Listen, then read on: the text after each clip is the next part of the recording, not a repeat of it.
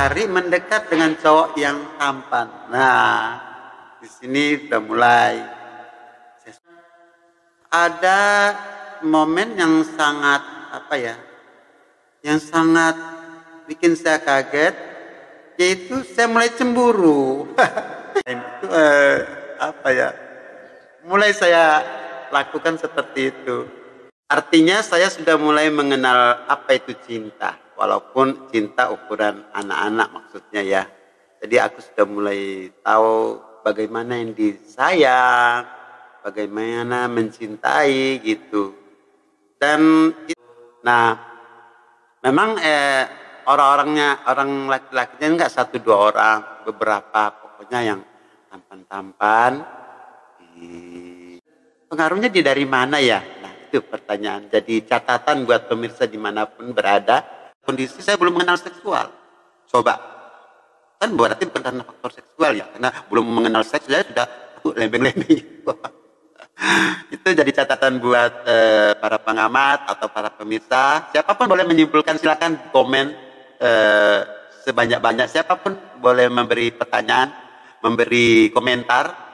Agar ini menjadi pelajaran buat siapapun yang punya anak, yang punya keponakan, yang punya tetangga, anak kecil laki, yang punya cucu laki. Nah, ini berharga banget karena konten ini tujuan saya untuk membuka ruang, membuka pandangan. Ternyata oh begitu ya, bukan lewat pengalaman saja ya.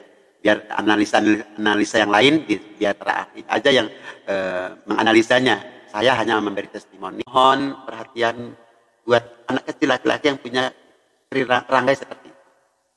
Nah, perhatiannya seperti apa? Jangan dibully agar nggak menjadi beban buat mereka. Arahkan mereka hal yang positif, beri mereka kegiatan yang positif agar anak tidak salah jalan, salah bergaul. Minimal seperti itu ya. Assalamualaikum warahmatullahi wabarakatuh. Salam sejahtera buat kita semua. Salam damai dimanapun Anda berada. Saya Muhammad Yunan Mokobui, berjumpa lagi dengan saya di channel Yunan Realita. Nah, kali ini saya akan membuka episode kedua tentang kisah waria hidayah di ujung siksa. Ada yang bertanya ke saya, karena minggu lalu saya sudah membuka episode perdana dengan memberikan alasan tujuan kenapa saya membuat konten ini. Dan ada yang bertanya, Kak, kenapa kok judulnya Hidayah di Ujung Siksa? Itu adalah suatu proses yang saya alami. Bagaimana saya mendapatkan hidayah itu ternyata tidak semudah yang kita bayangkan, yang enak-enak aja, ujuk-ujuk, happy-happy aja, tiba-tiba kita mendapatkan hidayah itu. Tetapi itu saya lalui dengan luar biasa tersiksanya aku, karena 5 tahun terakhir ini saya diberi cobaan oleh Allah Subhanahu Wa Taala. Bahkan itu puncaknya ya, 5 tahun itu puncaknya. Tapi sesungguhnya saya sudah diberi Allah cobaan itu sejak saya lahir, sejak saya kecil. Makanya puncaknya 5 tahun terakhir ini benar-benar saya diuji sangat berat, dan alhamdulillah saya bisa melalui itu karena saya memahami kehidupan ini harus dijalankan, ada yang mengaturnya, dan kita harus menerima semua itu menjadi suatu jembatan kehidupan saya untuk menuju kehidupan yang lebih baik. Itulah alasannya kenapa saya memberi judul Hidayah di Ujung Siksa. Berarti kalau di ujung siksa, berarti itu yang terakhir saya mendapat kesiksaan itu. Dan sekarang saya merasa happy, bahagia sekali, bersyukur sekali saya mendapat kehidupan yang baru sekarang. Oke, lanjut. Nah, di episode kedua ini saya akan mengisahkan perjalanan saya sejak kecil. Karena banyak yang bertanya, waria itu dari kecil? Ada ya dari kecil? Apa betul waria itu menular? Apa betul waria itu pengaruh ini, pengaruh itu? Apa pengaruh salah didik atau apa? Nah, saya di sini akan bercerita jujur apapun yang saya alami masa kecil itu. Semoga pemirsa bisa menyimpulkan di akhir episode ini. Makanya saya tidak menutupi apapun yang saya alami, karena biar pemirsa bisa menganalisa sendiri. Saya hanya memberi testimoni saja agar para pemirsa di luar sana bisa mengambil kesimpulan. Oke. Nah, saya itu sangat beruntung. Kenapa? Saya diberi karunia yang mempunyai daya ingat yang kuat. karena tidak semua orang mempunyai daya ingat yang kuat, yang tinggi. Bahkan tahun lalu aja saya sudah lupa. Dan saya itu beruntung karena bisa mengingat masa-masa kecil saya sekitar umur, bahkan pernah 2 tahun aku masih ingat ya, 2 tahun, 3 tahun, 5 tahun itu saya ingat betul peristiwa apa yang saya alami sampai SD, SMP sampai SMA itu masih ingat karena saya sekarang sudah berusia 54 tahun. Nah, itu sangat membantu saya untuk bercerita sekarang ini.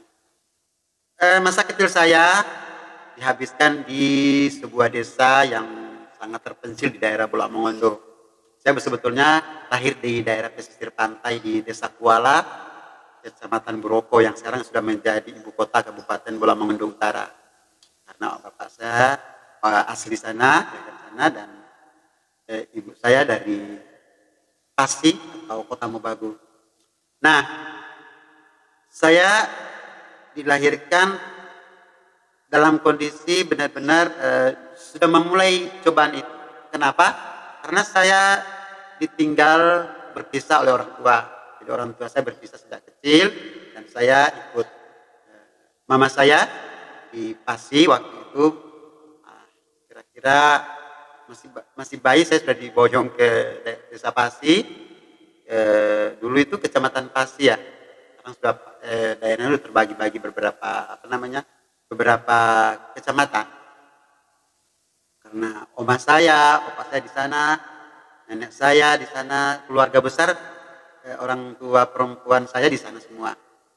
Nah, pada kira-kira tahun 72, tahun 70 itu saya pindah ke Desa Ibolian. Desa Ibolian itu dia kira-kira 1 jam dari perjalanan dari Kota Mobagu. Jadi lumayan jauh ya masuk ke pedalaman. Saat itu masih hutan belantara ya, kalau kita mau menuju ke sana itu berjam-jam, bisa 3-4 jam. Kalau sekarang katanya tinggal 1 jam. Karena zaman dulu itu jalannya masih berkerikil gitu. Jalan aspalnya belum ada waktu itu. Bahkan kalau dari katanya oma saya itu kalau mau menuju ke sana dari Kota Mobagu ke sana itu naik gerobak sapi. Bisa nyampe ke Desa Ibolian tahun 60-an gitu. Tapi saya ke sana itu kayak bulan tahun 72, tahun 70. Saat saya masih umur 3 tahun. Nah, di Desa Ibolian ini saya diboyong ke pedalaman lagi. Orang di sana bilang itu Roland atau ongkak. Itu melewati sungai besar. Nah, itu kita di hutan itu, saya tinggal bersama nenek saya, mama saya dan om-om saya tinggal di gubuk yang bertingkat itu. Dibuat gubuk, di atas dibuat tempat tidur, di bawah tempat tempat panen gitu. Jadi benar-benar hutan, jarak tetangga aja kira-kira 100-200 meter, tetangga terdekat. Nah, saya ingat banget saat memasuki masa sekolah ya, ini tantangan sudah mulai saya alami, memompa mental saya. Di situ saya dimasukkan ke sekolah SD. Kira-kira tahun 75 itu saya masuk sekolah SD 1 Ibolian. Walaupun medan perjalanan seperti itu kira-kira 5 kilo sampai 7 kilo perjalanannya. Zaman dulu itu jalan kaki kita ke sana kalau mau menuju ke pedalaman perkebunan itu. Jalan kaki melewati sungai, naik rakit. Tiap hari saya jalani itu. Nah, mama saya memasukkan sekolah ke situ. Karena jarak yang jauh itu, otomatis saya kalau berangkat sekolah itu jam 4 subuh. Nah, jam 4 subuh itu saya bawa obor, karena masih gelap. Itu kalau mau pergi ke sekolah itu saya harus bersama tetangga-tetangga. Ya, kita tuh malam-malam itu sudah janjian di mana gitu. Jadi saya diantar mama saya, aku ingat sekali namanya Runia, Mama Runia dan Kak Ajo. Saya ingat banget waktu itu. Jadi aku berangkat bersama mereka. Kalau orang Jawa bilang nunut, saya nunut mereka karena masih kecil, jadi nggak berani berangkat sendirian. Mereka kan sudah dewasa. Kalau Ajo itu dia kelas 5 SD atau kelas 4 SD, dia kakak kelas saya. Mama Runia ini orang tua di sana yang bertetangga dengan saya. Makanya saya ikut. Kadang-kadang kalau hujan itu pakai daun kelor itu. daun apa ya? Daun, oh di sana kan daun bete itu ya, kelor apa ya, pokoknya daun pisang, kadang-kadang daun pisang, kemudian basah-basah berangkat sekolah tanpa alas kaki atau sepatu.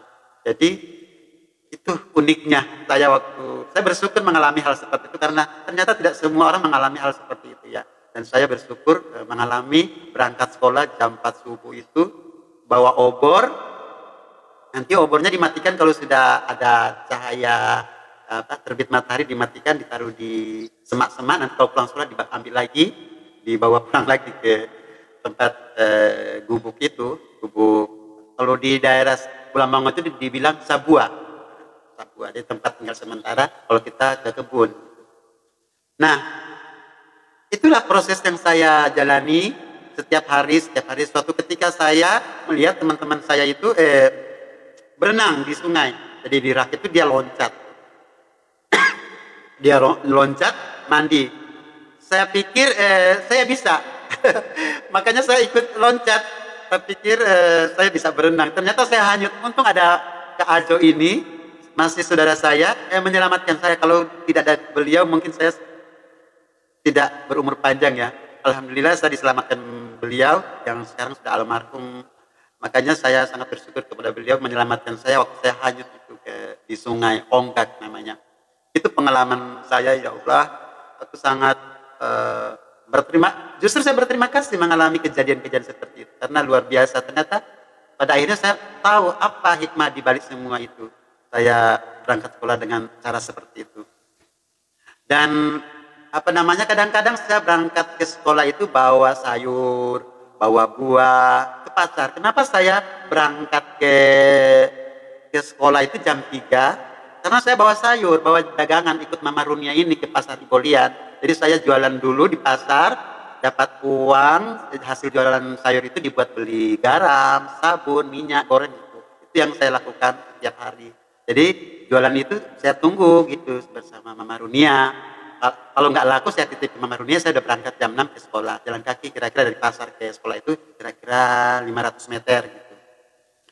Dan di situ kadang-kadang juga kalau saya nggak bawa sayur, saya bawa buah pepaya. Biasanya saya bawa pepaya ke sekolah. Kalau istirahat saya iris-iris kecil-kecil, saya jual. Hasil jualan pepaya itu saya beliin pensil atau buku atau alat sekolah itu. Menurut saya waktu itu hal yang biasa ya, tapi begitu saya menyadari ternyata di luar sana mereka banyak yang enak-enak sekolahnya, tinggal berangkat dekat, naik kendaraan, diantar orang tuanya.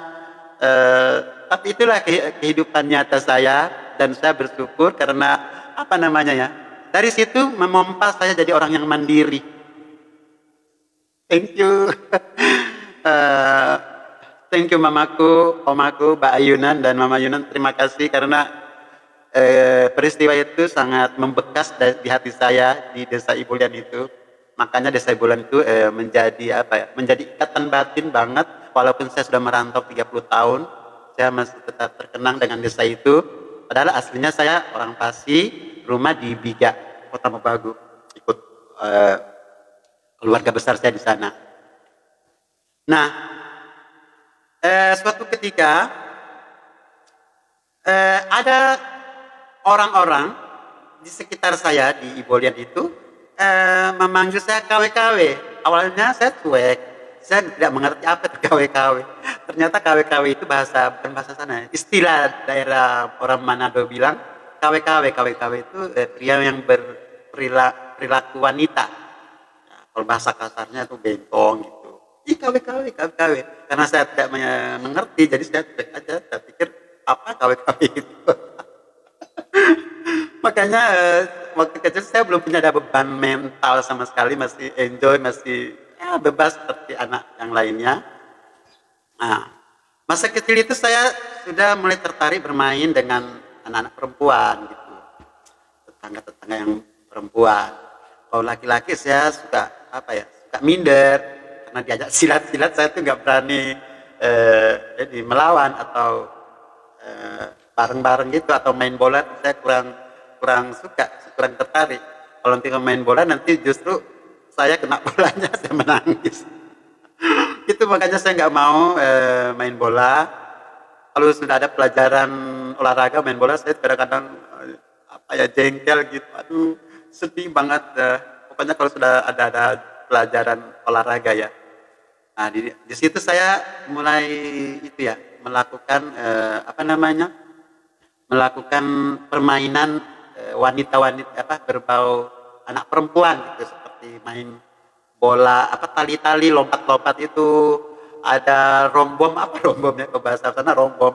Jadi ada apa, batu-batu, ada bola kasti atau bola apa gitu, tenis yang kecil itu di dilempar ke atas, kita ngambil batunya itu saya sering juara. Jagonya.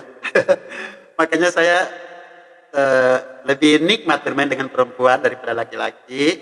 Kadang-kadang saya suka main bonekanya temanku gitu, karena di rumah saya jujur aja nggak pernah dibelikan boneka atau mainan perempuan. Ini mama saya dan oma saya itu nggak pernah membelikan mainan apa namanya, mainan wanita, nggak pernah. Mama saya justru membelikan saya bola atau membelikan saya apa namanya, pistol-pistolan gitu, mobil-mobilan. Jadi itu yang dibelikan, tapi saya cuek, nggak pernah perhatikan, nggak tertarik gitu. Justru saya tertarik dengan mainan teman saya yang ada bonekanya, ada mainan masak-masakan gitu. Di Ibolen itu teman saya banyak, jadi kita itu kadang-kadang main apa, rumah-rumahan, buat rumah-rumahan, kita kawin-kawinan gitu.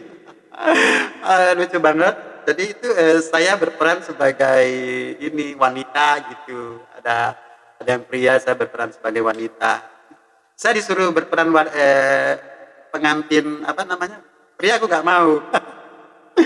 Ya itulah, naluri kewanitaan sudah muncul, makanya saya apa ya, kalau hal-hal yang permainan laki saya menolak, saya nggak mau, dan tapi kalau mainan perempuan saya tertarik. Itulah awal mulanya. Saya sudah tanpa disadari saya sudah terjerumus kehidupan yang tidak lazim gitu. Sayangnya keluarga saya tidak memahami hal itu, tidak, namanya orang desa zaman dulu ya, jadi dipikirnya biasa gitu. Mungkin namanya juga anak kecil, paling pikiran orang tua saya seperti itu, paling anak kecil, tahu apa dia. Jadi saya dibebasin aja bermain. Nah, saat untuk kehidupan pergaulan saya di sekolah SD ya, saya termasuk kategori anak yang sangat aktif, anak yang rajin, patuh, bahkan saya dibilangin sama teman-teman, sama guru-guru saya, anak yang cerdas, anak yang pintar. Kenapa begitu pemirsa? Karena sebelum masuk sekolah SD saya sudah bisa membaca dan menulis. Maklum zaman dulu itu tidak ada sekolah TK ya, apalagi di desa terpencil gitu, tidak ada sekolah TK. Jadi kalau sudah menginjak usia sekolah itu langsung masuk SD. Dan rata-rata mereka kalau mau belajar menulis, membaca itu masuk SD dulu. Nah, saya berbeda, saya sudah bisa membaca dan menulis, sudah bisa mengenal huruf-huruf, dan itu sangat membantu saya menyerap pelajaran-pelajaran di sekolah. Makanya saya dibilangin guru saya cerdas, pintar, makanya sering dapat ranking gitu. Alhamdulillah, itu berkat orang tua saya yang mengajarin saya di rumah, di pedalaman, namanya Sabua Gubuk, sementara untuk tempat tinggal di hutan gitu, di perkebunan, jauh dari perkampungan, jauh dari desa. Makanya orang tua itu punya waktu luang kalau tidak ada panen, tidak ada pekerjaan, itu malam-malam saya diajarin membaca dan menulis. Itulah kegiatan-kegiatan yang dilakukan orang tua saya ke saya. Makanya sangat beruntung begitu masuk sekolah sudah bisa menerima pelajaran yang diajarkan oleh guru-guru di sekolah SD saya. Dan kegiatan yang di sekolah saya suka ikut lomba dulu itu ada event-event bernama Porseni ya, yang dulu Porseni Pekan Olahraga dan Seni, itu biasa antar sekolah sekecamatan Dumoga. Saya suka ikut. Biasa lomba-lomba yang saya ikutkan itu lomba deklamasi atau baca puisi seperti itu. Wow, jadi aku ditugaskan oleh sekolah untuk mewakili sekolah untuk lomba-lomba seperti itu. Dan kegiatan-kegiatan yang lain seperti olahraga dan lain. Nah ini kalau sudah olahraga aku udah mulai nggak masuk sekolah, nggak ikut, karena aku lihat dulu olahraganya apa. Kalau olahraganya bola kaki saya menghindar, nggak mau apa istilahnya bolos gitu, tidak mau masuk sekolah karena takut apa namanya diajak main bola sama ini teman-teman. Makanya saya kalau main bola kaki itu tidak suka. Kalau main olahraga lain masih bisa ya, masih suka saya. Tapi kalau bola kaki saya tidak, kurang suka.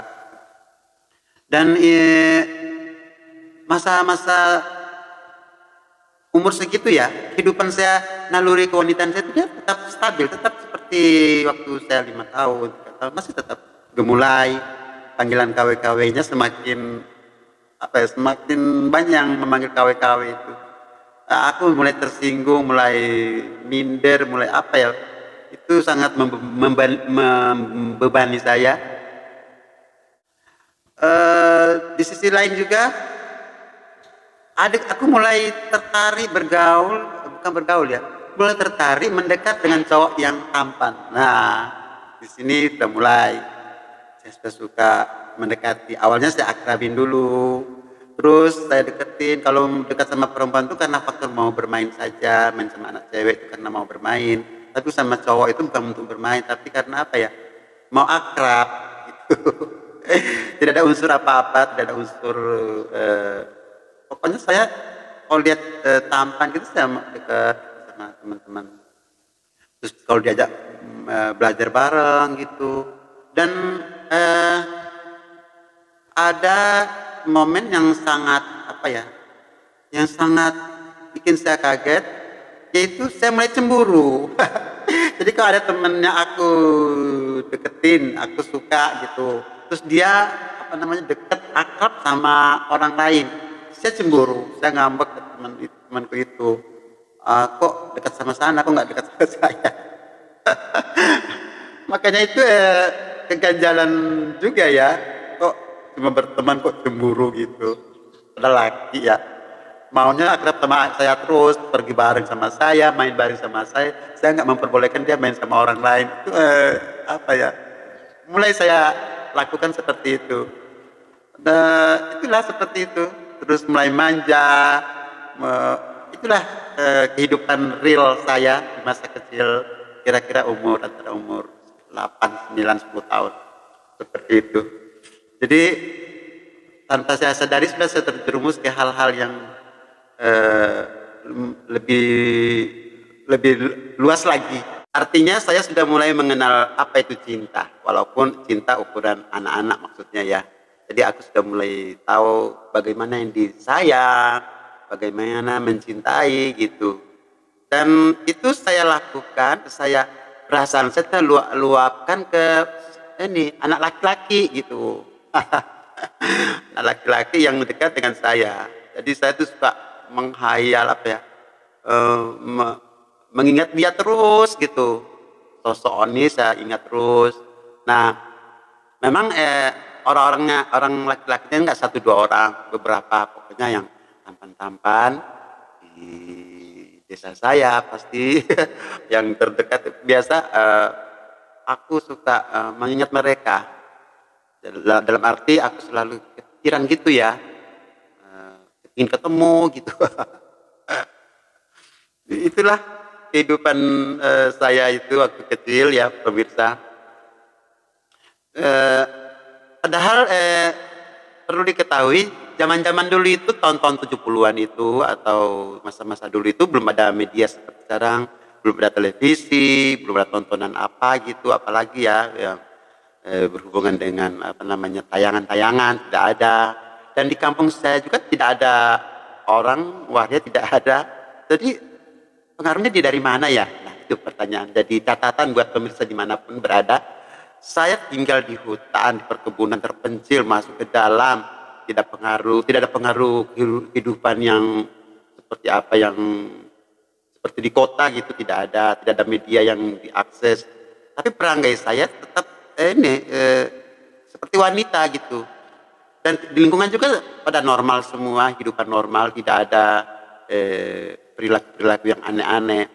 Tapi faktanya saya waktu kecil itu berperilaku seperti cewek gitu. Dan saya sudah mulai mengenal cinta itu, sudah tahu apa artinya seksual gitu, sudah mengerti Anak-anak waktu itu ya, saya ingat saya waktu itu sebelum saya akil balik ya, masih kecil, saya mendapatkan perilaku dari orang dewasa. Saya ingat banget, itu ada pengalaman yang tidak baik bagi saya, karena aku itu bersifat pasif ya, karena belum mengerti apa-apa. Jadi dan yang aktif itu adalah mereka yang dewasa, karena saat itu saya masih kecil, belum mengerti arti seksual, belum akil balik maksudnya ya. Jadi saya patuh aja, manut aja. Itulah ya pengalaman buruk yang saya alami dulu.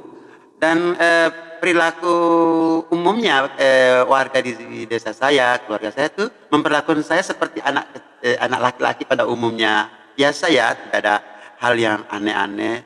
Cuma beberapa saja yang melihat kelainan saya. Contoh, kok kayak perempuan kamu? itu aja sorotan dari beberapa yang peka dengan keadaan saya. Tapi pada umumnya sepertinya mereka tahu saya laki gitu. Tapi di batin saya sebetulnya saya sudah menemukan keganjalan. Kok saya laki kok suka mainin perempuan gitu. Itu suatu pertanyaan waktu saya sudah menjelang akil balik. Akhirnya aku berusaha ini melakukan ini permainan laki, tapi tetap tidak bisa sama sekali. Contoh main bola gitu, main panjat pohon. Itu saya coba, saya nggak bisa. Itulah peristiwa-peristiwa yang saya alami. Masa kecil ini sangat membekas di hati saya sampai ke bawah, sampai saya hari tua ini. Itulah kenapa saya mau berbagi, karena jangan sampai peristiwa-peristiwa di masa kecil itu yang hal-hal yang tidak baik dialami oleh pemirsa. Maksudnya anak-anak pemirsa, cucu, keponakan atau apapun, benar-benar diberi perhatian karena sangat membekas sampai hari tua. Oke, lanjut. Ada sisi lain waktu saya di sekolah saya sempat lupa ya. Saya termasuk murid yang sangat disayangi oleh guru-guru. Saya masih ingat guru-guru itu, ada Pak Guru siapa ya, Pak Guru Mamonto, kepala sekolah saya dulu. Ada Pak Guru Olii, guru kelas 6, ada Pak Isamba, guru kelas Pak Oli, guru kelas 5, Pak Isamba, guru kelas 6. Nah itu guru-guru saya. Mereka semua guru itu sangat mencintai saya. Ternyata karena saya itu tadi saya sangat cerdas itu, sering ranking 1, ranking 2 gitu. Dan saya sudah bisa menghafal semua ibu kota negara-negara di dunia, apapun yang pelajaran sosial, IPS gitu. Itu benar-benar saya sangat suka, sejarah apalagi, dan matematika sangat saya suka. Pada akhirnya saya mendapat lolos seleksi siswa teladan. Saya mewakili desa saya, mewakili sekolah saya, SDN Ibolian. Tahun itu tahun berapa ya? Tahun 80. Saya benar-benar lolos seleksi siswa teladan. Waktu itu tingkat kecamatan ya, tiap kecamatan itu ada ya, seleksinya setiap berapa tahun sekali. Itulah masa kecil saya di SD. Dan bulian-bulian itu sebetulnya kalau di SD itu tidak seberapa bulian waktu di SD, karena anak-anak SD itu melihat perangai saya menurut mereka biasa ya. Makanya kalau di sekolah saya tidak terlalu bagaimana bulian di SD. Beda lagi kalau saya di lingkungan di luar sekolah atau di rumah atau di mana, itu orang dewasa justru menyoroti perilaku saya. Kok kayak perempuan sih ini? Itulah pengalaman saya. Nah, ini hal yang penting saya jelaskan juga mengenai agama, ajaran agama. Ya di zaman dulu itu kalau mau dapat pelajaran agama itu ya paling tidak lewat sekolah formal ya, karena ada pelajaran agama. Tapi tidak di luar sekolah itu tidak ada zaman dulu. Jadi ada tapi ya diajarin ini bukan keluarga ya, kayak ada Pak Imam gitu yang bisa ngajarin ngaji, kita ngaji gitu, ke orang itu. Seperti itulah. Tapi tidak seperti yang ada lembaga taman pendidikan Al-Quran atau TPQ gitu. Tidak ada di saya waktu itu, tidak ada. Jadi saya mendapat pelajaran agamanya lewat sekolah aja. Tentunya sangat kurang sekali ya pengetahuan agama saya waktu kecil. Untungnya, alhamdulillah waktu itu desa saya kedatangan seorang ustadz yang luar biasa banget. Ada Abah saya inisialkan Abaka. Beliau sangat luar biasa banget perhatiannya terhadap desa kami di Bolian. Dia membuka taman pengajian Al-Quran Nurul Yakin. Itu nama masjid ya. Dia membuka di masjid itu dan saya adalah salah ini gelombang pertama, santri pertama di TPQ itu. Jadi semua anak-anak itu masuk ke itu ke taman pengajian Al-Quran situ. Dan luar biasanya Abah ini sangat sabar. Walaupun sabar dia tegas. Jadi kalau 5 kali sholatnya ada 5 kali ya. Kalau ibaratnya 2 kali nggak sholat, 2 kali dicambuk di punggung oleh pakai rotan gitu. Jadi situ aku bersyukur karena kalau di rumah kalau nggak sholat juga tidak apa-apa. Jadi paling orang tua sholat ya. Kalau kita nggak sholat ya udah paling diomelin gitu. Tapi kalau Abah ini tidak, dicambuk pakai rotan. Kalau dibayangin kalau 5 kali nggak sholat, 5 kali dicambuk itu, aduh sakit banget. Itu sangat saya bersyukur karena mendapat pompaan seperti itu. Thank you Abah, Al-Fatihah buat Abah. Beliau sudah almarhum, Abah Karim. Thank you. Semoga amal ibadahnya diterima di sisi Allah dan diampuni dosanya, semua akan mendapat balasan yang setimpal apa yang dilakukan Abah semasa hidup. Amin amin ya rabbal alamin. Itu sangat saya bersyukur banget kepada Abah dan keluarganya. Karena beliau itu perhatian besar terhadap desa saya, terhadap pendidikan agama anak-anak di desa saya. Saya kangen sama Abah. Waktu saya program saya sempat sowan ke beliau waktu dia masih sakit, dan saya sempat, ya saya dandan perempuan datang ke beliau waktu itu, dan saya dinasihatin. Lewat nasihat itu saya seperti ini, balik seperti ini. Saya terharu.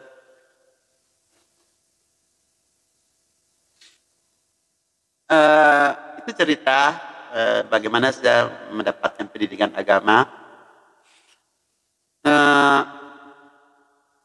Di situ Abah itu aku mau ceritain tentang bagaimana kegiatan pendidikan agama di desa saya. Abah ini sangat kreatif, jadi setiap ada momen-momen perayaan agama itu selalu dirayakan di masjid itu, dirayakan meriah gitu. Jadi menarik buat warga-warga atau anak-anak mau ikut gitu. Hebat banget manajemennya, jadi luar biasa. Kita kadang-kadang dibawa Abah ke luar daerah, ke Kompasok Baru, kita mengadakan acara kegiatan di luar biar nggak bosan gitu. Itu sangat kreatif, atau dicontoh oleh orang-orang lain ya, siapapun sekarang yang melaksanakan pendidikan agama di masjid itu. Nah, dari situ saya mendapat pelajaran agama yang lumayan cukup karena bisa membaca Al-Quran, bisa membaca bacaan sholat, membaca apapun itu. Nah, aku ditempah oleh Abah itu. Alhamdulillah ya. Jadi lumayan lah, walaupun masih banyak kekurangan. Tapi paling tidak dasar-dasar pendidikan agama saya sudah dapatkan sejak kecil. Di situ masa kecil saya, karena rumah saya itu kan rumah asli saya kan di Kota Mobagu ya. Akhirnya lulus SD, saya masuk SMP Warti Agung. Tidak lama kemudian saya pindah ke Kota Mobagu. Nah, pemirsa dimanapun Anda berada, dari rangkaian cerita tadi, dari awal saya berkisah tentang masa kecil saya itu, bisa saya simpulkan ternyata dari waria itu bukan faktor karena pengaruh lingkungan, bukan karena faktor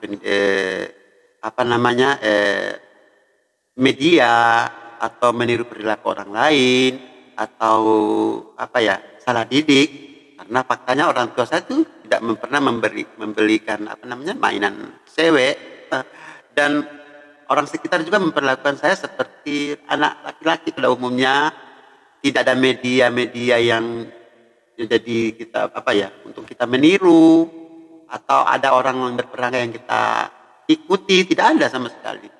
Dan saya merasa berjalan apa adanya seperti layak. Apalagi waktu itu saya berperilaku wanita itu dalam kondisi saya belum mengenal seksual. Coba, kan berarti bukan karena faktor seksual ya, karena belum mengenal seks saya sudah aku lembeng-lembeng.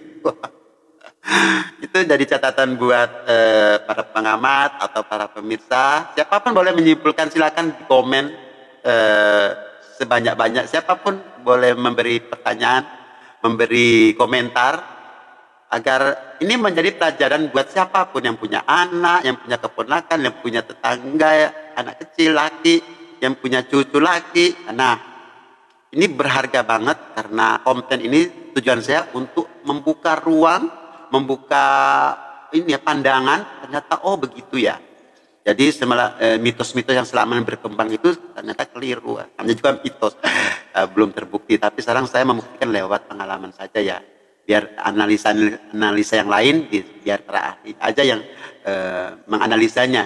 Saya hanya memberi testimoni agar bisa dikembangkan lagi penelitiannya. Ternyata waria itu tidak faktor pengaruh media.